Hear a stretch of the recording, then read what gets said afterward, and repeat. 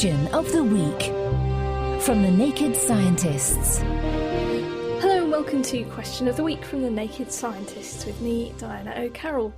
This week, how fast before you can fly? My name is Jane Britton-Long and I'm from Newnham-on-Severn in Gloucestershire. Ever since I did my physics O-level in 1985, I have wanted to know the following. If you have a car with a rear spoiler bar on the boot area, most pimped up or customised cars have this bar. It looks like a shopping trolley handle on the back. And a man of average height, say 6 feet, and weight, say 10 stone, if he took hold of this bar and the car drove away, how fast would the car need to go before the man is airborne? I know that the outcome would not be pleasant, but theoretically I just find this really interesting.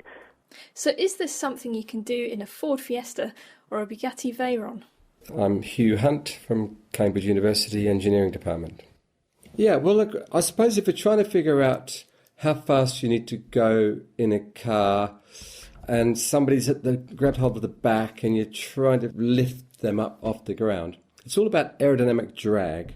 Now, aerodynamic drag, there's a formula for it, which is a half rho v squared multiplied by frontal area multiplied by a drag coefficient. Now, rho is the density of air, and that's 1.2 kilogram per cubic metre. That's easy. V is the speed of the car in metres per second. A is the frontal area of the person. Now, I don't know, let's make a rough guess. It's a 10-stone person, so they're reasonably slim, a couple of metres high, say on average 20 centimetres wide, wider in the middle, thinner at the legs. Don't know, it's as good a guess as any. So that gives them a frontal area of 0.4 square metres. The drag coefficient, well, we need to make another guess here because the air behind the car is very turbulent. It's impossible to know what the drag coefficient would be, but let's say 0.5. That's a reasonable figure, I think.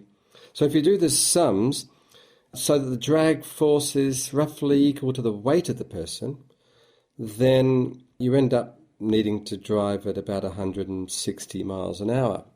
Well, is that reasonable? Look, it's such a complicated airflow behind the car, and there are questions about when does drag become lift. Once the person's out at an angle of 45 degrees, then you might start thinking, well, we need to calculate the lift on the person rather than the drag on the person. Well, we could have lots of arguments over this over a few beers if you want, but at least that's my starter calculation. So you'd need to use a pretty powerful car to get someone off the ground, going at about 160 miles an hour. On the forum, Board Chemist recommended holding the spoiler upside down, and Clifford Kay pointed out that the car could create all sorts of interesting vortices behind it. Now, after you've been hanging onto the back of a car travelling at high speeds, you might get a bit of muscle cramp. Hello, my name is Glenn. I'm in Johannesburg, South Africa. And I would like to know what causes leg cramps and how can I avoid them? What is cramp and how does one prevent it? Answers to chris@thenakedscientists.com or write on the forum and get talked about. And the address is thenakedscientists.com/forum. Question of the Week is part of the Naked Scientists podcast and supported by the Wellcome Trust and UK Fast. Look us up online at nakedscientists.com.